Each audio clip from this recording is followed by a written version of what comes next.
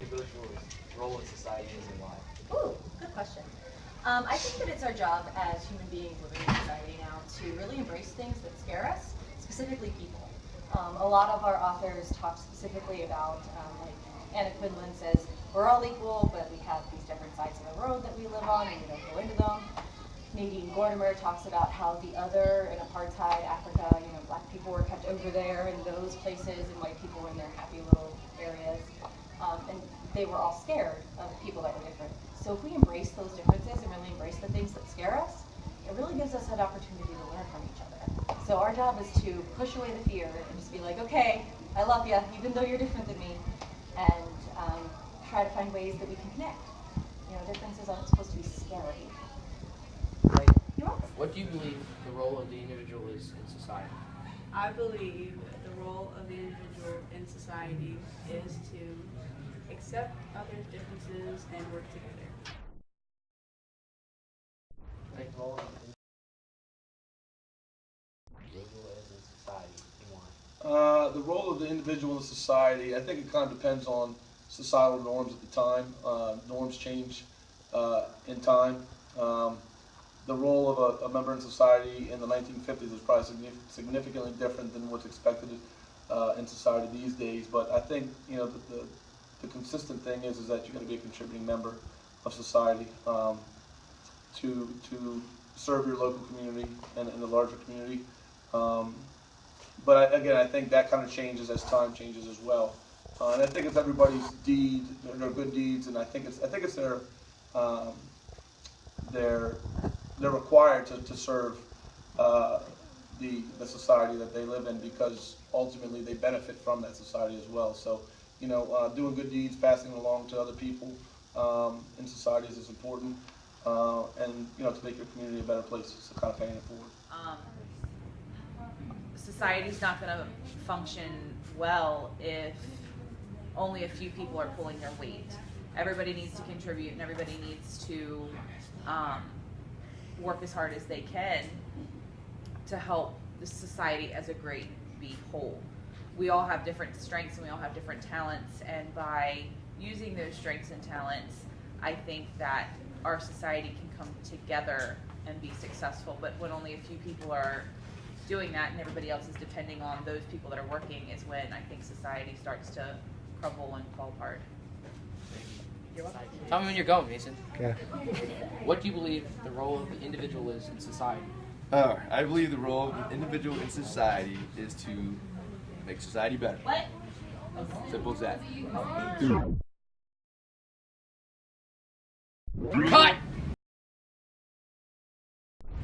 So what do you believe the role of the individual is in society? I think at the very least they should try to make sure that they are not being detrimental to society, that they're actually helpful. At the best case scenario, that they're actively helping other people out and doing well. That's what I think.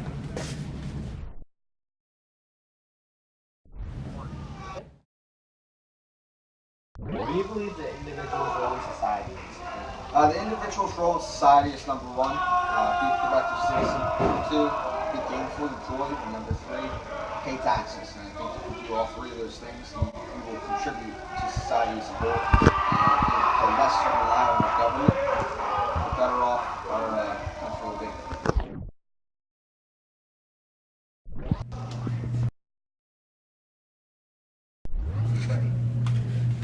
Right?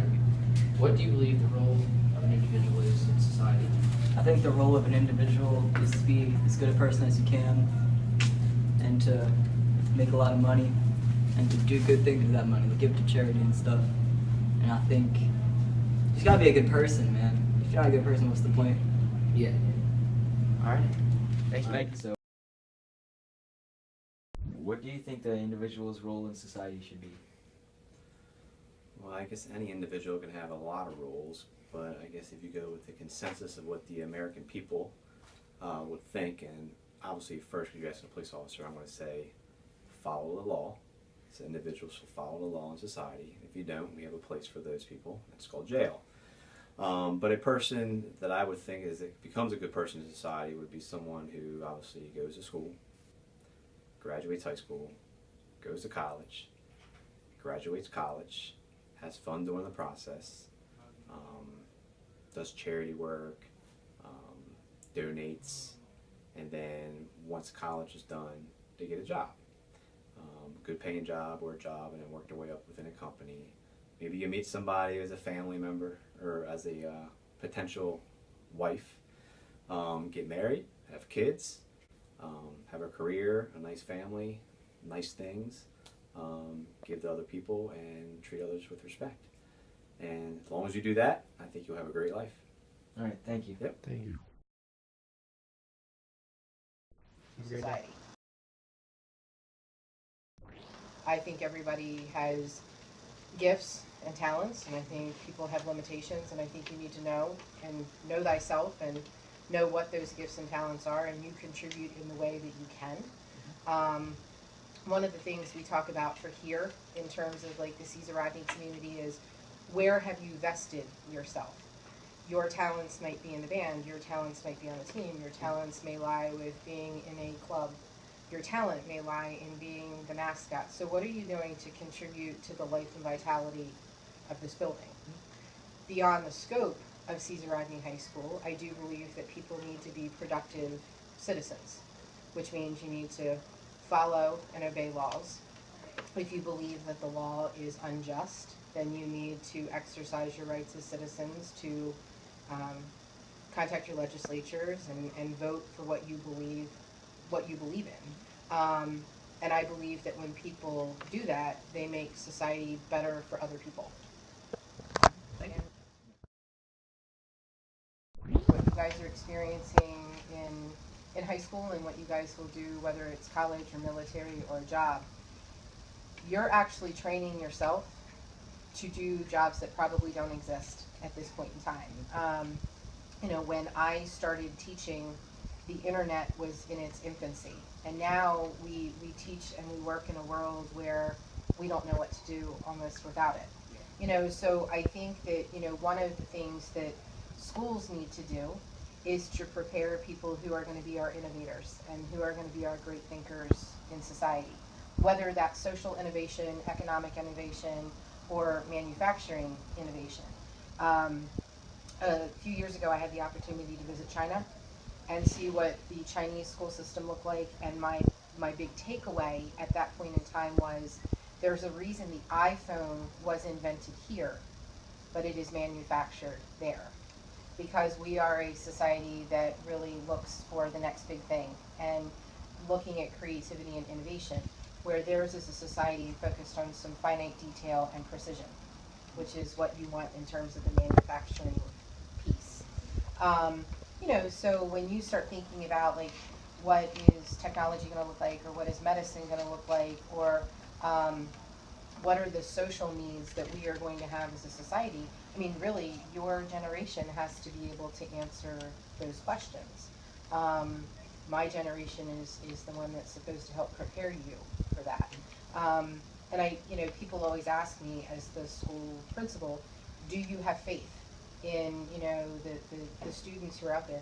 Yeah, I do, because there's always people that step up and become leaders when they need to be.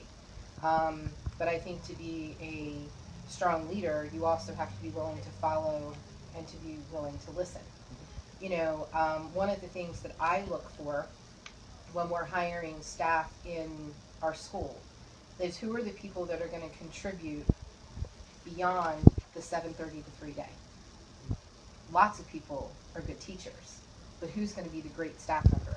Who's the one that's going to advise the club that you want to start? Who's the one that's going to coach the team that you want to be on? Who's the teacher that goes above and beyond for you? And I would hope that anybody who's successful, whether you're a teacher or not, but great accountants, great business owners, great doctors, great lawyers, those are the people willing to go above and beyond in the job. And I think people have to be willing to take risks in those regards. I started out as a third grade teacher. I never envisioned being a high school principal. So I think sometimes people have to be willing to take a chance and do something that's different and kind of is a calculated risk.